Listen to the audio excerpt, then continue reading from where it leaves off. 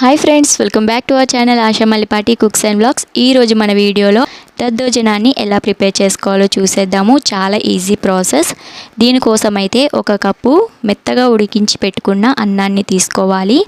ఇలా అన్నాన్ని వేసుకున్న తర్వాత పప్పు గుత్తుతో కానీ లేదా ఇలా చిన్న గ్లాస్తో కానీ అన్నం మొత్తాన్ని కూడా మెత్తగా స్మాష్ చేసుకోవాలి. వీలైనంత మెత్తగా మెదుపుకుంటేనే మనకి ఈ దద్దోజనం అనేది రుచిగా వస్తుంది. ఇలా మెదుపుకున్న తర్వాత మనం ఇందులోకి కమ్మటి పెరుగుని ఒక కప్పు వరకు యాడ్ చేసుకోవాలి.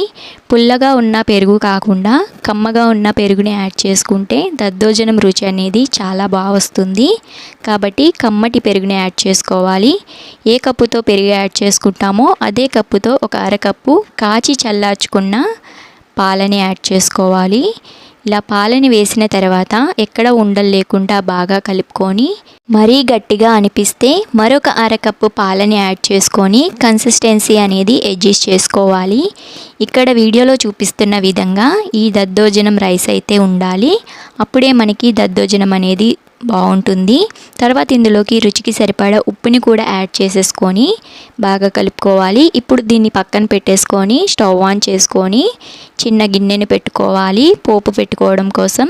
ఇప్పుడు ఇందులోకి ఒక 2 టేబుల్ స్పూన్ల నెయ్యిని యాడ్ చేసుకోవాలి. మీరు ఆయిల్ అయినా సరే యాడ్ చేసుకోవచ్చు. ప్రసాదం చేస్తున్నాం కాబట్టి నెయ్యిని వాడితేనే మంచిది. తర్వాత ఇందులోకి ఒక్కొక్క టేబుల్ స్పూన్ చెప్పున శనగపప్పు, మినపప్పు, ఒక పావు టేబుల్ స్పూన్ ఆవాలు, కొన్ని జీడిపప్పు పలుకులు, అలానే ఇందులోకి కచ్చాపచ్చాగా దంచి పెట్టుకున్న మిరియాలను కూడా యాడ్ చేసుకొని ఫ్రై చేసుకోవాలి. మిరియాలని మరీ ఎక్కువగా వేసేస్తే స్పైస్ ఎక్కువైపోతుంది కాబట్టి చూసి వేసుకోండి. తర్వాత ఇందులోకి ఒక 2 ఎండుమిర్చి, కొద్దిగా కరివేపాకును వేసి ఫ్రై చేసుకొని ముందుగా రెడీ చేసి పెట్టుకున్న దద్దోజనంలోకి వేసేసుకోవాలి. ఇలా దద్దోజనంలో వేసిన తర్వాత ఒక్కసారి బాగా కలుపుకున్నామంటే మనకి ఎంతో రుచికరమైన దద్దోజనం అయితే రెడీ అయిపోయింది. వారికి ఇష్టమైన దద్దోజనాన్ని సింపుల్గా చాలా ఈజీగా రెడీ చేసుకోవచ్చు కదా.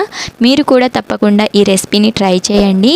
ముందు వీడియోస్ చూడకపోతే ఒక్కసారి వెళ్ళి ఆ ప్రసాదాల వీడియోస్ కూడా చెక్ చేయండి. వీడియో నచ్చితే లైక్ చేసి మన ఛానల్ని సబ్స్క్రైబ్ చేసుకోండి.